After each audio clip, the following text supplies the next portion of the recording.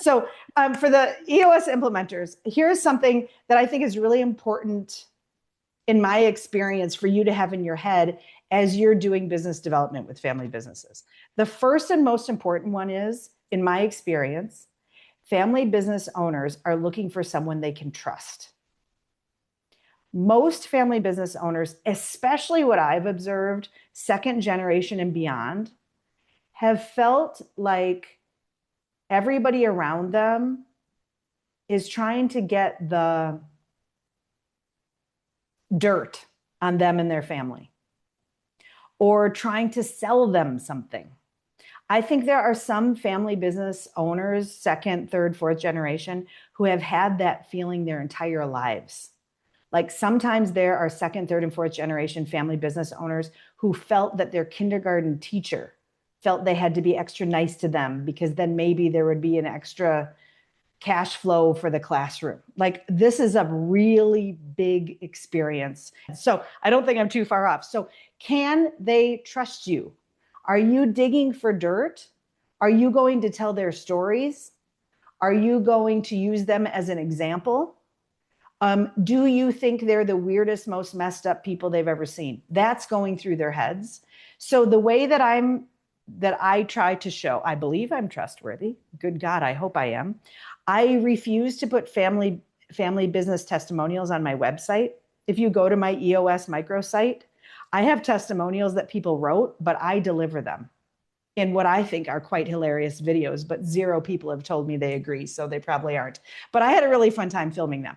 I will not put the actual names. I will put things like second generation owner of a manufacturing company, but I have not, and I will not put their names anywhere because I don't want anyone, even if I'm bragging about them, to think that I would say that they're working with me.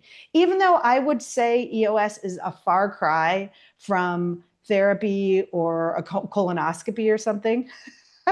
It is therapeutic and it is medicinal. And so what I like to think is, I don't like to be seen when I'm sitting in my therapist waiting room. I don't really want anybody else to see me sitting there, even though I really don't think I have anything to hide. So I'm sensitive. I assume that working with me is sort of like going to therapy, and I don't want them to bump into anybody in the waiting room, metaphorically. So I think that's the first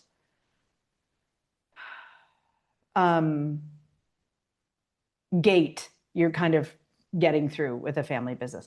The second one, and I think it's a pretty far second, is do you respect their time?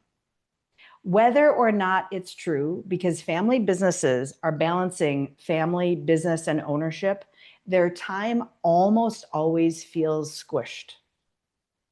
And so being respectful about the time that you spend with them is important.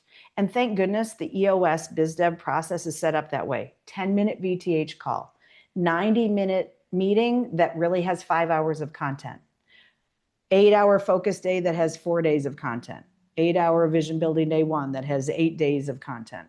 You get what I'm saying, right? So stick to that, be respectful of their time. And then the very third gate that I think that you're working through is money. Are you of value for their money? The common thing you will hear from family businesses, though, is that money is the number one issue. But that's just a very convenient thing to say instead of saying, I don't trust you. I think you're trying to dig for dirt on my family, or I think you disrespected my time, or I don't feel that I can be totally open and honest around you. That's harder feedback to give than to say, well, this is too expensive. Money is a concern, though, because almost every family business owner I have ever met is always in the back of their head trying to figure out how to give pay raises and better benefits to their employees. And so every dollar they spend is a dollar that isn't going toward that. So money is a real thing, but it's the third thing. I hope that was helpful.